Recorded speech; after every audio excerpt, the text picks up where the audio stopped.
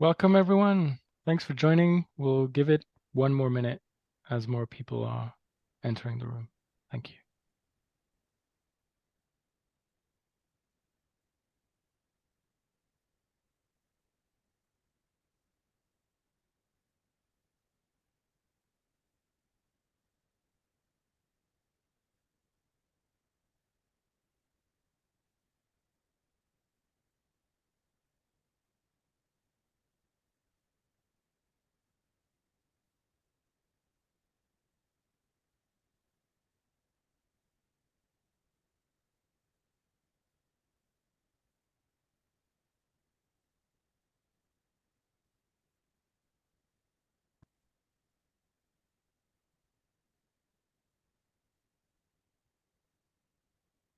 Great. I think we'll start. There's still some people joining in, but we can kick off. So thank you very much for being with us today. I'm Pierre de Pascal, Standards Director at IRMA, the Initiative for Responsible Mining Assurance. And this stakeholder feedback webinar is part of a series of live consultations that IRMA has been organizing for a couple of weeks now, and they'll be running until the end of January. Today's topic of focus and interest is Indigenous Peoples and Free, Prior, and Informed Consent, also known under the acronym of FPIC. This is the chapter 2.2 in the IRMA standard. Next slide, please. So the agenda for this live consultation, I'll be sharing some basic house rules with you all today. I'll be clarifying and explaining what are the ways for you to contribute to this live consultation event. We'll go briefly over the IRMA revision process, and then we'll be diving into this chapter on Indigenous Peoples and FPIC to share with you an overview of the proposed changes that we're proposing in the new drafts. And we'll take time to address questions, comments, and have some live discussion. Next slide, please. So house rules, just a few important things to share with you. This event is hosted by IRMA. As I said, it's being recorded, and the recording will be made publicly available on the IRMA website. I'm reminding you that you may not post any unlawful, offensive, threatening, libelous, defamatory, obscene, or objectionable content today. Please do not post, send, or link to hateful, degrading, criminal, or sensitive imagery or content. And you cannot advocate or promote intolerance or hate against other people. We also remind you to not post or send any spam content or any content that attempts to drive attention to unrelated products, services, or initiatives. Next slide, please. Why am I saying this? Why am I reminding you about these rules? Well, today is really designed as a space for contribution. It represents one of the many opportunities and communication channels that are available to all stakeholders around the world to contribute to the IRMA standard revision process. And I'll say a few words about it in the next slides. But among these opportunities and ways for you to contribute to the future of the IRMA standard, there's a dedicated online platform, which is really one of our preferred channel to receive and collect contribution and inputs. You can find it online. It's available at responsiblemining.net/comments2, the number 2. But for today's purposes, you are able to use the chat function of Zoom. If you have not noticed, this is activated, enabled for everybody to use, which is also why I shared these sort of reminder before. You can use the chat function to share content with the whole audience or only with the IRMA staff today. But please note that the chat cannot be used in an anonymous way. Next slide, please. unlike the Q&A function. That's the second way for you to contribute. Today, you can use the Q&A question and answer function of Zoom to submit any comment, suggestion, feedback, question, concern, recommendation, critique, support to IRMA. You can find the option at the bottom of your screen. And with this feature, you can decide to mark your comments and content as anonymous or confidential. So you only need to tick the little option that says send anonymously. Next slide, please. And all the content that you will share with us today, either via the chat or via the Q&A, will be saved. It will be taken into account, considered by IRMA as part of the standard revision process and as part of the contribution to the public comment period. Next slide, please. So this IRMA revision process itself, just sharing a few words with you so that we all, speak the same language and are brought up to speed with this process. Next slide, please. So IRMA is undergoing a comprehensive revision of its standards, and in particular, the IRMA Standard for Responsible Mining that was officially released and launched in 2018. So we're now 5 years later. It's very important for IRMA to review and revise the standards to ensure that the standard and the IRMA system as a whole remains accountable to all sectors, all stakeholder groups, and that it remains aligned with IRMA mission and vision. It's an opportunity for IRMA to make sure that the standard, the different topics we cover, the requirements remain up to date. It's also an opportunity for us to add clarity, make the standard clearer, make the standard more accessible, more understandable for all stakeholders, including for companies and auditors to also make the requirements more auditable or more practical to audit. It's a great opportunity for IRMA to also add consistency and better align the structure of chapters that are similar. And in adding this consistency, that's something I've been saying in the other live consultations that we've done so far, and I'll be saying it today. It's really also an opportunity for IRMA to strengthen and embed even more sort of standard and good and sound management systems, practice, and models. So really to articulate, continuous improvement approaches in every single chapter. And it's also an opportunity for IRMA to fill any gaps that are identified in the current 2018 version of the standard. So either because of, IRMA falling behind over the course of 5 years, or also to address issues that were potentially emerging 5 years ago, or not clear or practical, and it's an opportunity for us to fill those gaps. Next slide, please. It is also, and perhaps one of the key and one of the very important element of this revision process, it is an opportunity, and we're seizing this opportunity for IRMA to evolve and to include other phases of the mineral process and the mineral value chain.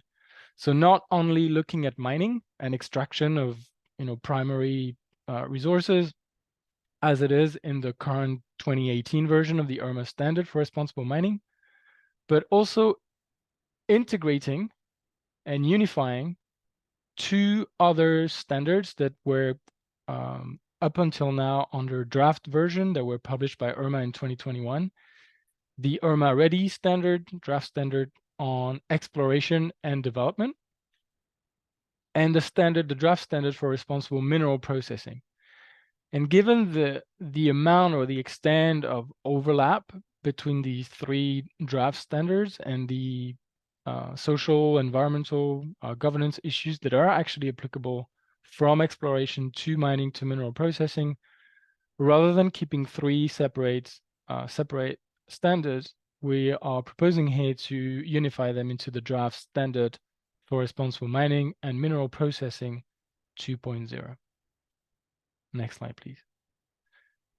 So this consultation draft, this new draft that we published at the end of October this year, first of all, this isn't a final standard board approved, and we're just seeking some mere comments and consultation. This is not final text approved by the board.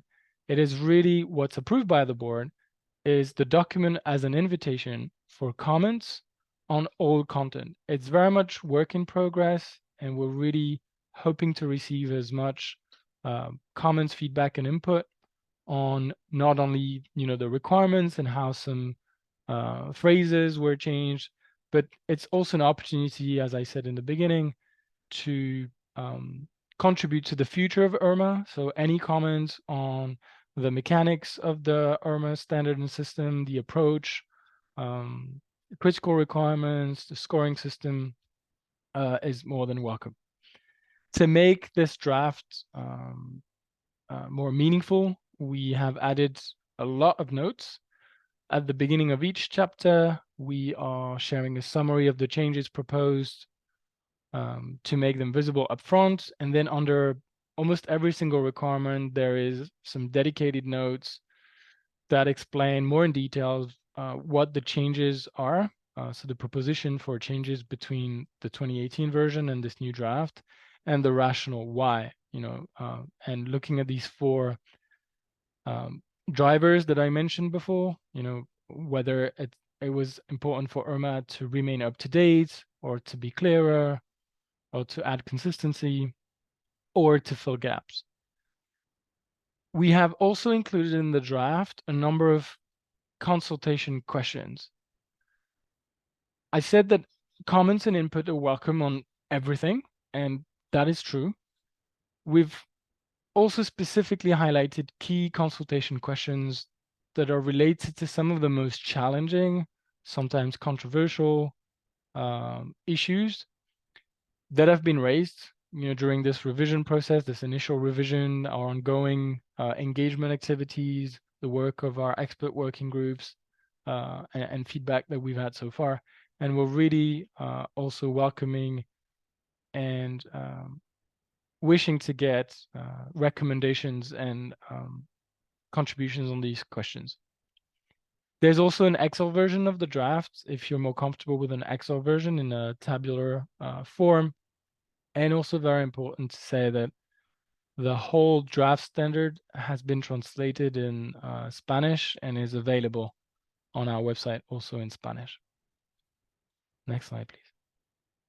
And I mentioned them briefly just now, but this consultation draft has been informed by the sort of constant monitoring and review of other standards and norms that we're doing.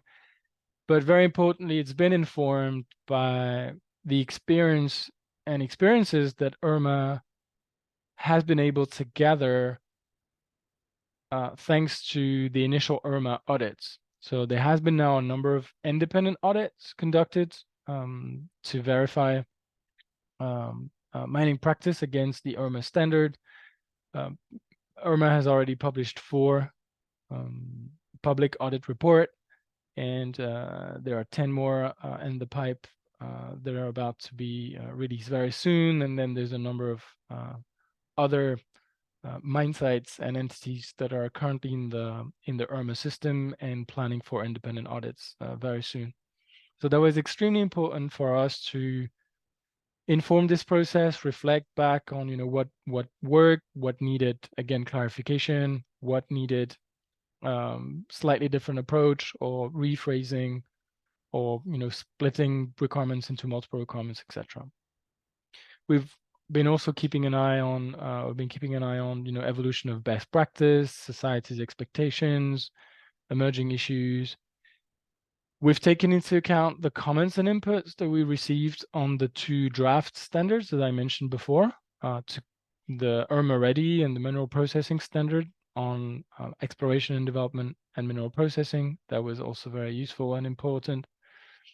And I mentioned it before, our ongoing engagement activities and the work of expert working groups. Next slide, please. So the consultation, we released this draft at the end of October. This is a 90-day public consultation period, so it's running until the end of January. So you still have quite some time to contribute. There are many ways to participate. I'll just go through them very quickly in the next slides. But for you to know that all the comments will be considered equally in an objective manner. There aren't comments that are, worth more than others, or that will be paying more attention to some individuals, some organizations. We'll really look at them in an equal manner, and we'll be reporting publicly on the comments that we received, the contributions, and how IRMA's proposing to address and answer them. And comments may be treated as confidential and in an anonymous way at all times. I've said it today, and I'm again inviting you to already use the chat function, the Q&A. If you already have comments, your own experience with the IRMA standard in its current form, or if you've already had the chance to look at the new draft, please start sharing content and sending questions or comments. And today, if you use the Q&A, you have this option for your content and comments to be treated confidentially. Next slide, please. So the different ways to contribute, I mentioned it before, the online platform, dedicated platform, you can find it online on our website. It's supposed to be easy to use. Again, any feedback, if you have difficulties or technical issues, let us know. But basically, you can go through every single chapter individually. You can leave comment at every requirement level. And you can also share comments in a more that are more generic or high level. There's an option for that at the end of the platform at the bottom.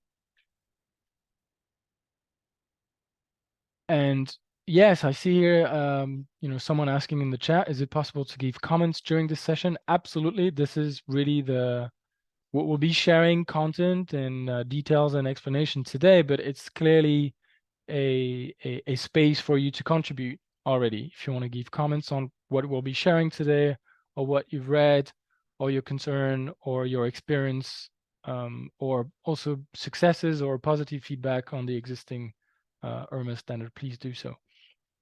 So we also have more traditional ways and channels for you to contribute. You can send us your contribution and comments via email. We have a dedicated email address that is comments@responsibleminding.net, and I'll be checking that on a daily basis. I have been checking it on a daily basis. You can use our WhatsApp line and also our physical address. Next slide, please. So now let's dive into the proposed changes for this chapter, and also reminding you that we have other live consultations that are scheduled if you want to look at other chapters. Today we're focusing on Indigenous peoples and free, prior, and informed consent. And the intent of this chapter in the IRMA standard and in the new draft standard is for all mining entities to demonstrate respect for the dignity, aspirations, cultures, livelihoods, and rights, including the right to free, prior, and informed consent of Indigenous peoples. So we've slightly rearranged and shifted this chapter because in the 2018 standard, it's called free, prior, and informed consent. And even though there are a number of requirements that are not solely on the right to free, prior, and informed consent, it wasn't necessarily clear. So we've clarified here that right to free, prior, and informed consent is an instrumental and critical element, but there are also broader and wider issues and requirements that need to be taken into account. In terms of scope of application, and reminding you that in this new draft, we're proposing to merge and integrate together requirements for exploration, mining, and mineral processing, either at a project phase or at an operational level. And this chapter can be applicable to all exploration, mining, and mineral processing. We'll be sharing a slide about it. And for this chapter to be marked as non-relevant for an IRMA audit, so for any entity to claim and be granted an exception on this chapter, the entity will need to provide strong supporting evidence to IRMA auditors. It is not just a self-check exercise where entity can decide that the chapter on Indigenous peoples and FPIC is not relevant. It's the same with, a number of context-specific chapters around, for example, the presence of artisanal and small-scale mining, and other chapters that may not necessarily be applicable everywhere, but there's really a need here to provide strong supporting evidence if this is the case. Next slide, please. So the proposed changes between what's currently in the 2018 standard for responsible mining and this new draft can be summarized through a few slides. So the first element, we're proposing to add clarity and make sure the IRMA standard remains up to date when it comes to the fundamental rights of uncontacted Indigenous peoples and Indigenous peoples in initial contact. So we've moved and clarified these requirements. It used to be, or it is currently in the 2018 standard under chapter 3.7, which is on cultural heritage, and there are a number of guidance and footnote elements that explain and elaborate on the fundamental rights, but we've strengthened it and we've moved it now back where we think it makes more sense to have it under this chapter.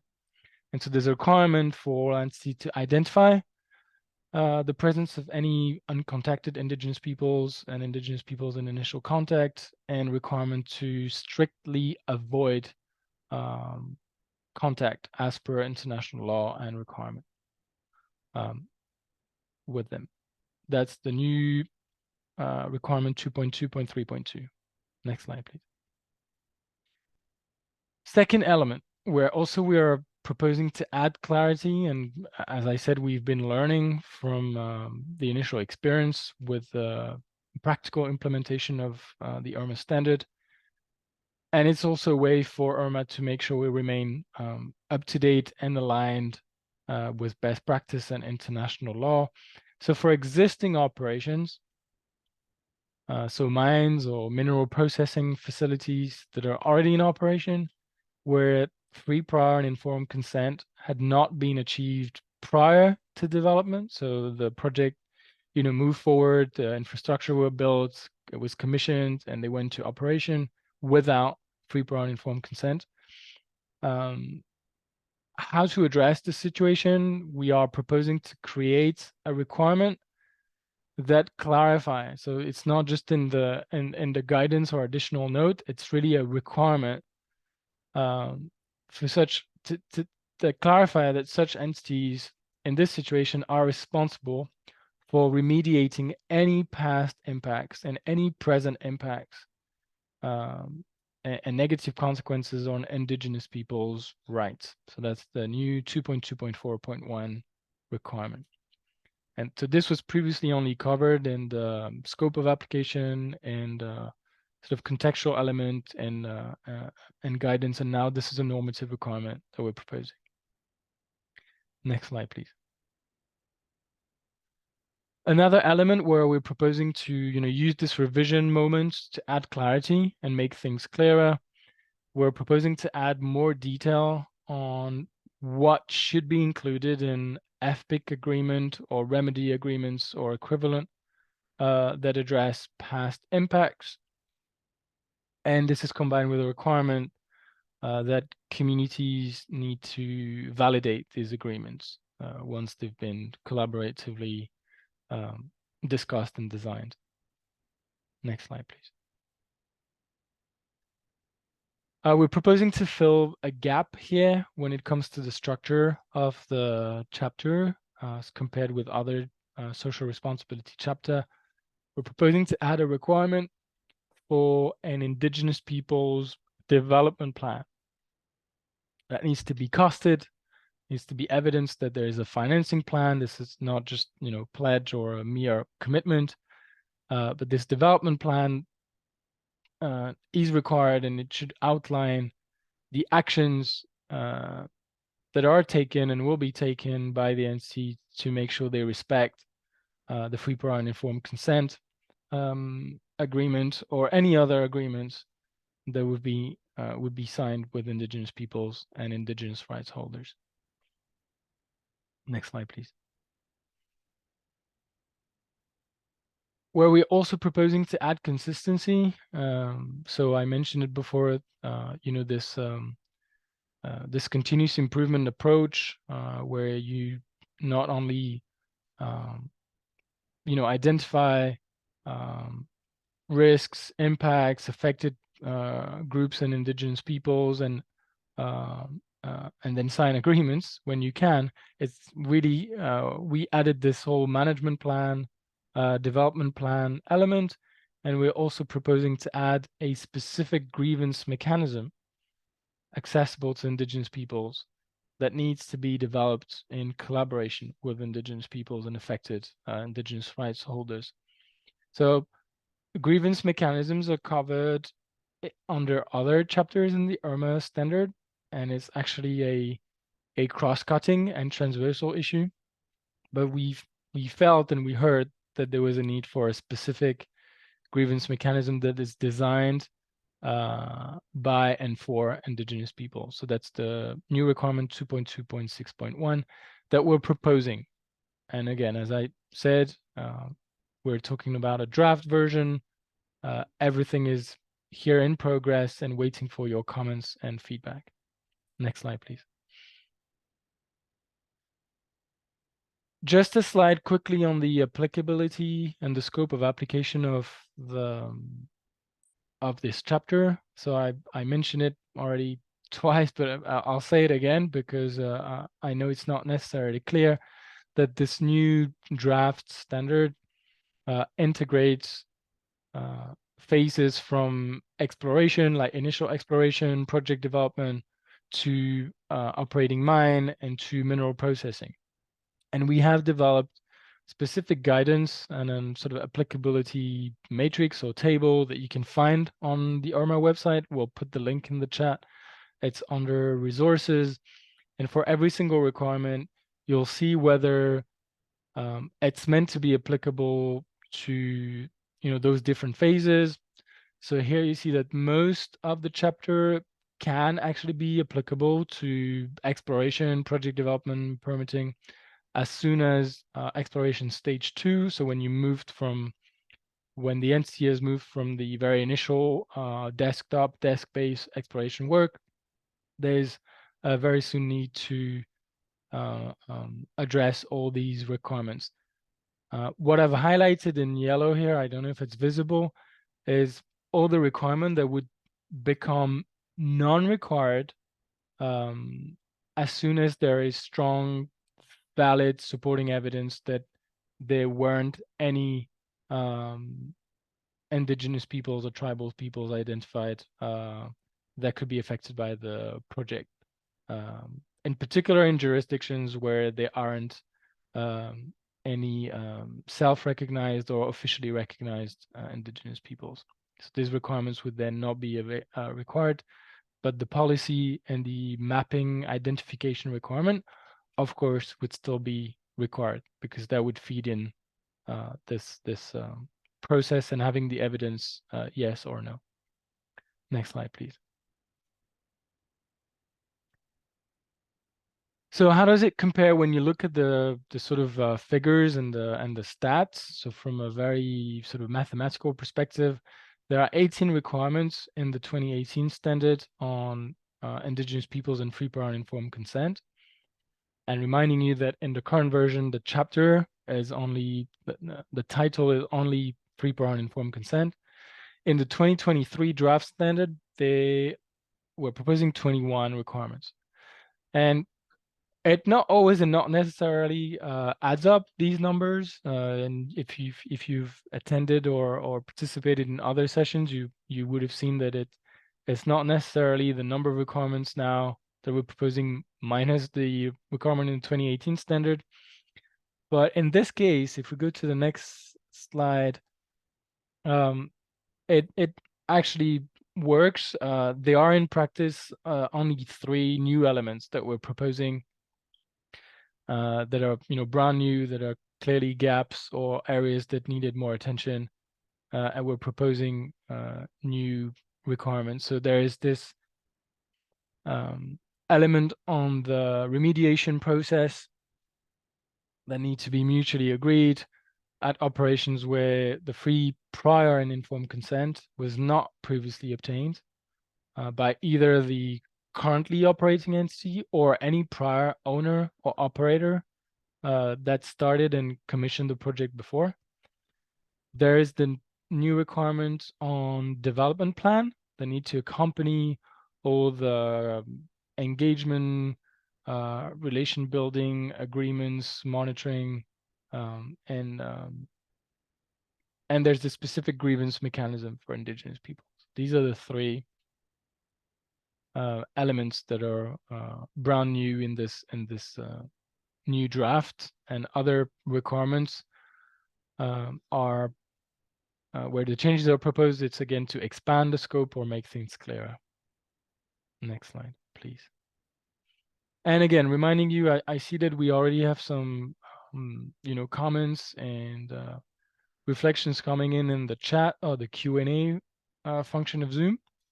And again, inviting you, please start sharing contribution, comments, suggestions right now and anytime.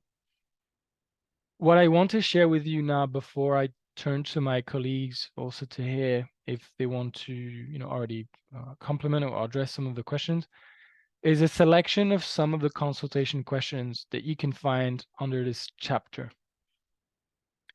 So as I said in the introduction, the proposed draft has got quite a few consultation questions that we have highlighted, where we really would love to have specific suggestions and recommendations. And I've pulled out a few that I think are quite interesting and where we really would like to have your feedback. So first and foremost, it's really acknowledging that it's unlikely that any community anywhere, whether Indigenous communities or non-Indigenous communities, will be unanimously in support for or against a large-scale industrial project like a mine or processing facility. The definition itself of a community is something very theoretical and abstract in some cases. However, the assumption for this chapter is that FPIC can still be achieved, and so consent can be given and obtained even if there's dissent or dissatisfaction expressed by individuals within a community, as long as the decision that is taken to give consent is made by Indigenous peoples' own representative decision-making institutions after a process that adheres to the principles and the rights to FPIC as is enshrined in international law. So this is quite a challenging question, and we are not sure any standard or initiative at the moment has perfectly found a solution. But we're really asking you, how might IRMA revise the standard to address situations where scenario A, there is more than one decision-making structure that is considered legitimate by members of a population of Indigenous peoples that would be affected by a project or operation. And scenario B, where there is only one structure, but it's not considered legitimate by all members of the affected population of Indigenous peoples. So these are very practical questions that IRMA itself, I think, has had already to address and look at as part of some initial audits that were conducted, and would really again like to hear comments, suggestions, recommendations on this question. Next slide, please.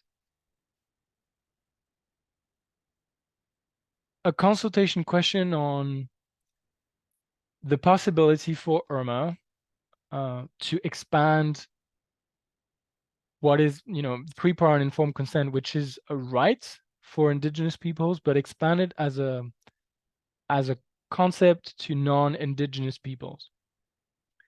And again, this is a very open question where we're generally asking all stakeholders and everyone what they think about IRMA expanding this requirement for free, prior, and informed consent, or some parts of the free, prior, and informed consent principle or approach beyond Indigenous people. We're very much aware that a number of jurisdictions have now moved and have either passed bills, or a number of jurisprudence have been passed and decided on the possibility to expand free, prior, and informed consent to non-Indigenous peoples. And so if you think that this should apply beyond Indigenous peoples, again, we would really like to have some recommendations and practical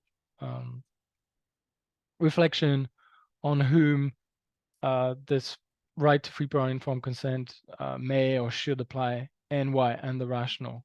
And here we're putting some examples, whether it should be limited to or expanded to those with customary land rights, vulnerable land connected peoples, historically underserved traditional local communities, and that also may vary from jurisdiction to jurisdiction. And what sorts of requirements would you propose to be included? Next slide, please. And I didn't say that these would be easy questions. When it comes to this new requirement to provide remedy and remediation where the free, prior, and informed consent was not obtained prior to the development and sort of commissioning and start of the operation, until the IRMA board approves changes to the standard, and again, to remind you that this is work in progress, this is not a final standard approved by the board of directors, IRMA is not and will not make changes to the critical requirements, but would be very interested in knowing if you, your organizations, the people you work with, your communities, believe this new requirement should be critical, meaning that any entity that does not substantially meet this requirement would not be allowed to claim any IRMA achievement level. So we would still publish a public audit report. Everybody will have access to the rationale and the evidence, but it wouldn't be possible to claim an IRMA 50, IRMA 75, IRMA 100, or any achievement levels that will be available in the new draft.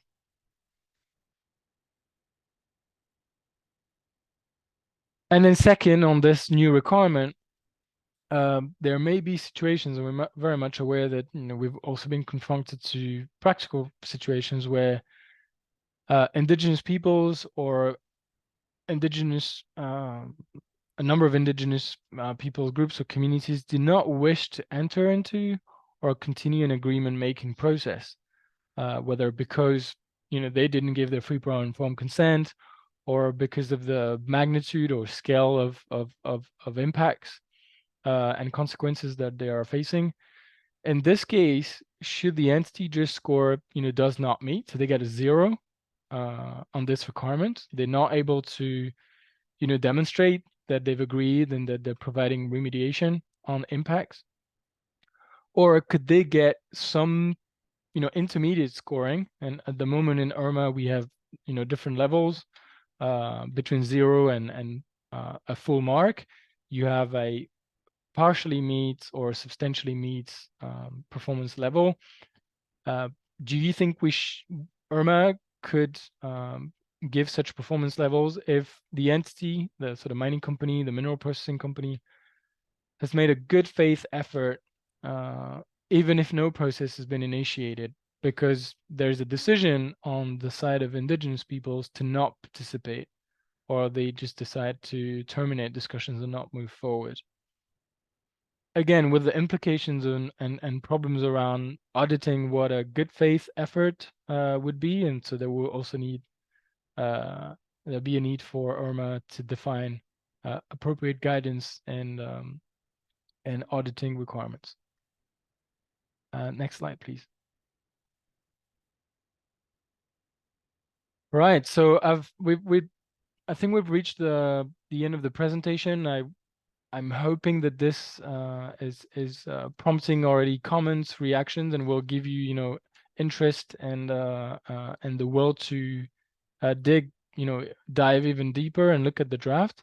And I'll turn now to my colleague Michelle to moderate the conversation. Thank you.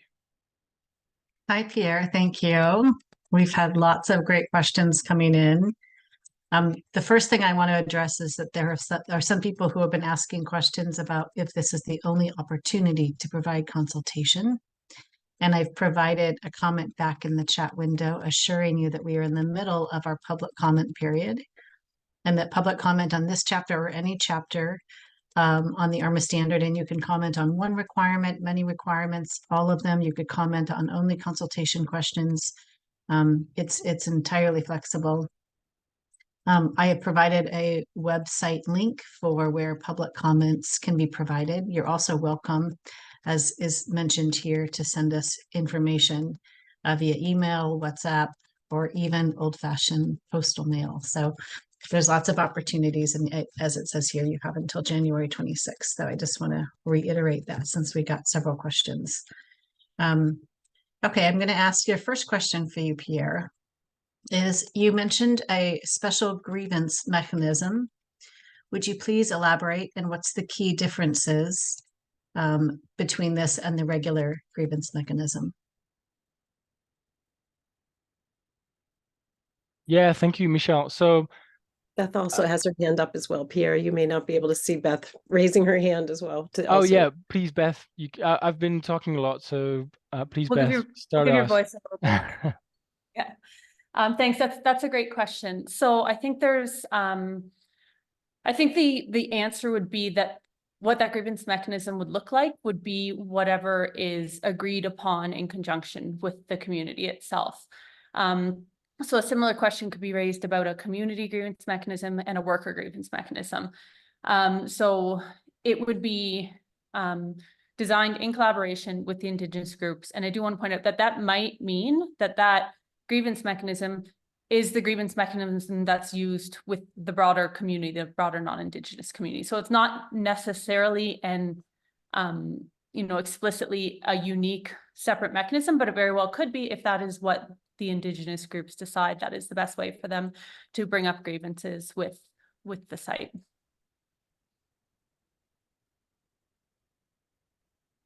Great, thank you. And then we have another question here. And there was an initial question and then a follow-up question with more detail. Regardless of whether there is consensus or not within the community, the purpose of FPIC should be to safeguard substantive rights, including to non-discrimination and self-determination. However, consent cannot be used to justify decisions that lead to severe human rights violations. The impacts on the substantive rights need to be analyzed to ascertain whether conditions exist for a project to proceed or not, including rights to a healthy environment, right to enjoy one's culture, etc. Beth or Pierre, do you have any comments on that comment? And just a reminder too that all these comments that are provided to us in the chat and in the Q&A will be logged. So if that is merely a comment, we can log that for you. Well, I think as a first reaction, I fully agree with the comment that has been made and shared. I think in this particular case, when we say, an entity needs to ascertain and define whether a condition exists for a project to proceed, just flagging this as definitely best practice for any new project, any new mine, any new facility. I think when you look at the chapter in full, but again, would be good to have Beth opinions or Scott contribution on it. I think it really covers these steps, and the IRMA standard is very clear and explicit on the fact that if FPIC is not given, if the conditions are not are not the good conditions for a project to move forward, and if Indigenous peoples have said no, then the project should not move forward. And that's a critical requirement. You can't score an IRMA achievement level if you're proceeding with a new mine, a new project, without having obtained a free, prior, and informed consent. Now, on existing mines and sometimes mineral processing facilities, sometimes entities that have been operating for decades, if not more, there's clearly a blind spot in most standards, and this is why we're proposing new requirements. But this is clearly, I think, the rationale that we want to reflect in the chapter, and we'll take it into account to make sure it's reflected. Beth or Scott, anything you want to add to that? Scott had commented in writing on a similar question. So I'm not sure, Scott, if you are available to come off mute, or if you want one of us to read your answer to that question out, perhaps.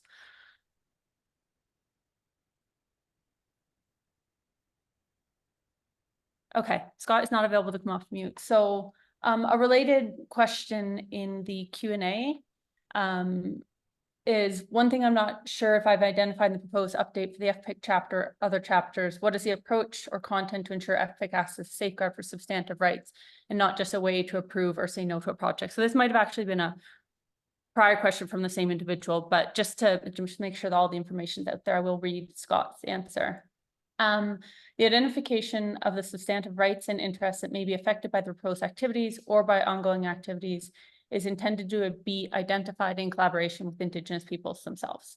If we can refer to 2.2.3.5, but we welcome guidance on whether this is clear enough.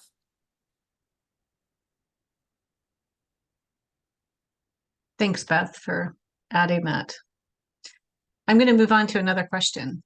The inclusion of the development plan and financial plan is excellent. Is a financial mechanism, such as a fund, for example, being considered for managing IPTC income and expenses?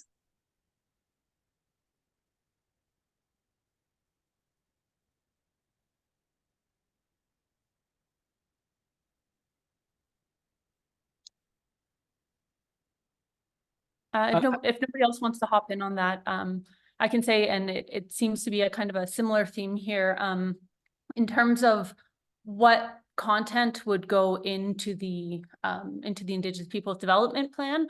I think it would really be context specific, and again, depending on what the agreement is reached with the Indigenous people. So apologies for sounding like a bit of a broken record, but I think that's the kind of the overall theme and approach of this chapter, is that it's very much so designed in conjunction with the Indigenous peoples themselves. And so if there's a determination made that a fund is required or would be useful, or any other, participatory or developmental mechanism therein, that would all be negotiated with the Indigenous peoples themselves at the time of the FPIC process, and would be, codified in the development plan that comes out of that.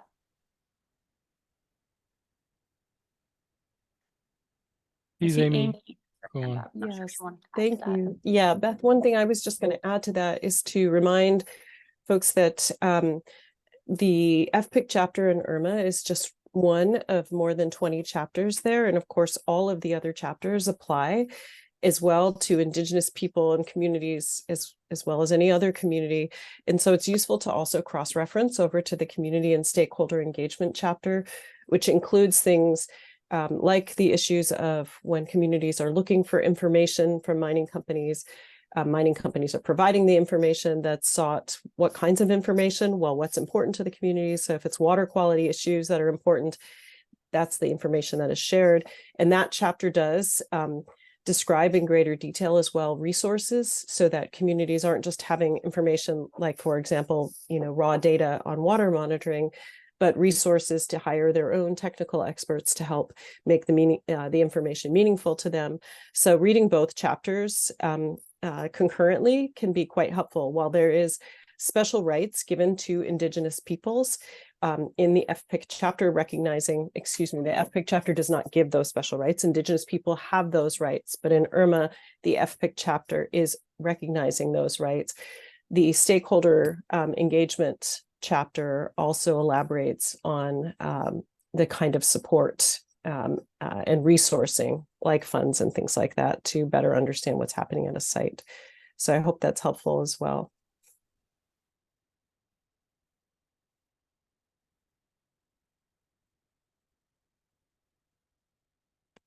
Great. We have a couple of questions about who is consulted in terms of FPIC, and a few comments that are related to leadership and making sure that that the leadership among FPIC communities is not relied on solely in order to obtain consent. Can you comment on that, Pierre?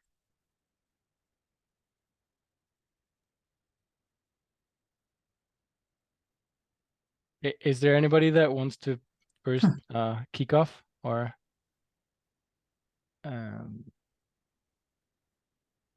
And I'll add a little bit of detail, Pierre. One of the comments includes that leadership may be seen as legitimate, but may still make decisions that do not account for marginalized groups, such as women, youth, et cetera, within their constituencies.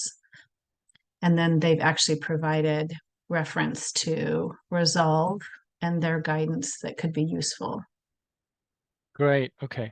Thank you. Well, I don't think we necessarily have an answer here, rather than again saying all comments and recommendations will be, carefully considered and taken into account, and to maybe remind or reiterate that the IRMA standard isn't a just one document living by itself. It's also accompanied with additional guidance, assurance manual, training modules, and the intent and the plan for IRMA, once there is a final draft version that is proposed to the board of directors, is to start working on additional guidance and any cross-references that would be meaningful and needed. Amy, I see that you've got your hand raised, please. Yeah. What I was just going to add to that is I also saw some other questions earlier about if a community does not give consent, can the project continue? And just to remind that, of course, IRMA is a voluntary initiative. We don't have permit giving or other regulatory authority to stop a project from happening. But the ideal with an IRMA audit is it's one tool that both a mining company, its customers, its investors, Indigenous leaders, other affected communities, workers all use to increase the information and trusted information that's given, because it's not owned by any stakeholder or Indigenous rights holder sector. It's made available to all. So what's most important to us is that we reflect what's happening on the ground. So to this important question that you may have structures which are more favorable to a company, or structures that don't account for vulnerable people, what we've really asked auditors to do is to reflect the range of what they hear out in the world. And you'll see this even in the first two IRMA audit reports that had the FPIC chapter relevant at both Albemarle and SQM. You can see places where you do have Indigenous leadership structures who have created agreements. And then you also hear feedback of some people saying, we have those, and for some of us, we don't feel that those reflect our interests. So we know that IRMA is not going to be more perfect than anything else out in the world, but we're striving to simply reflect the reality that's on the ground, and then also encourage the submission of complaints or questions or concerns afterwards, so that ideally what we get to with an audit report is as much truth in the diversity of what truth looks like on the ground as possible, and not trying to take complicated things and make them simple when they are not. So, and Beth and Pierre, of course, add or correct anything I've said as well.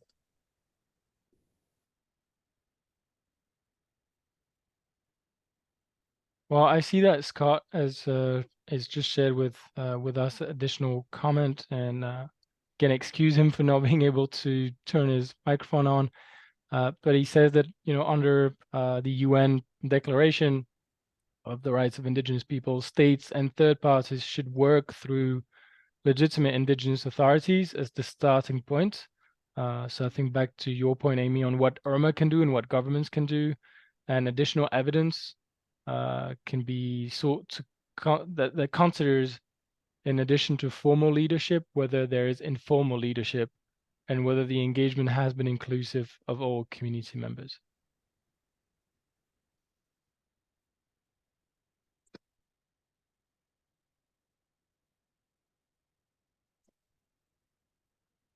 Amy, I really think you were touching on this, but I just want to direct your attention to this final question that I think we haven't answered quite yet.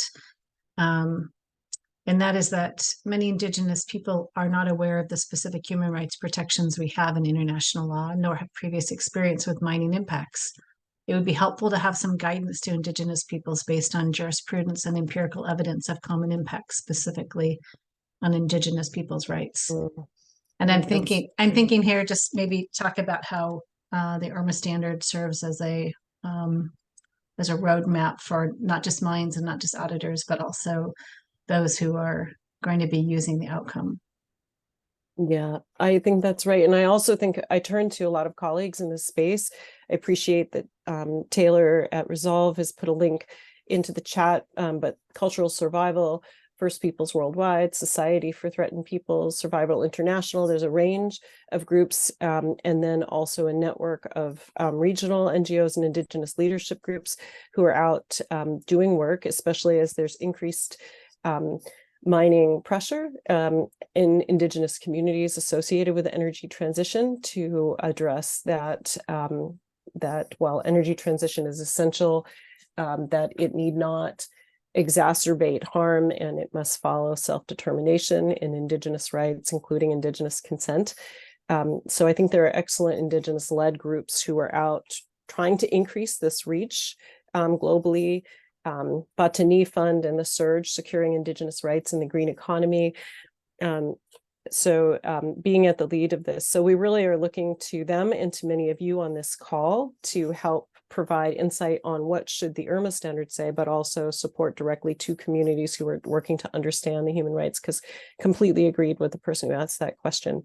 Most local communities don't have that level of fluency, and they are definitely looking for assistance. We see First Nations Energy and Mining Council in Western Canada increasing their outreach to Indigenous leaders across Canada as well. So thank you to all those groups doing that work, and we're actually looking to reflect and follow you all. And I see Beth has her hand up. Yeah, just to add on to this issue, which I'm picking up on as a bit of you know, a need for maybe some capacity building and some you know, insurance that the Indigenous groups themselves are sufficiently informed about these human rights issues and impacts issues. We do actually have in the standard, it's 2.2.35, and then the following criteria as well. It talks about a process of identifying, as part of the FPIC process in conjunction with the Indigenous peoples, any gaps that there may be in understanding, in capacity, in just lack of information. And then the subsequent criteria says that, you know, the entity will also provide funding for Indigenous groups if they do identify any gaps. If they say, you know, we're not sure how to say what our impacts are, we're not sure what our human rights are, or any other, you know, related issue that might be helpful for them to be able to, you know, negotiate an FPIC agreement with an entity. So there are kind of capacity building requirements built into the standard. Thank you so much, Beth. And this is also aligned with other chapters when it comes to stakeholder engagement. So again, there will be, I think, additional cross references. The IRMA standard isn't audited just you know, chapter by chapter. It's really a whole, and it should really articulate how best practice are being implemented by these companies. We've reached the end of our session. I think we've addressed many of the comments. There are a lot of content that And as we've said, we'll be saving everything and considering it in the next steps of the revision process. But I wanted to thank you all again for attending this session today, for contributing. I'd like to thank my colleagues, and I invite you all and remind you all that the public comment period is still open until the end of January, and we really look forward to hearing from you and receiving additional comments and contributions. If you want to reach out to IRMA individually because you need more clarification, or you would like to have one-to-one calls or discussion and exchanges, we are here as a resource. Do not hesitate. Thank you very much. Take care.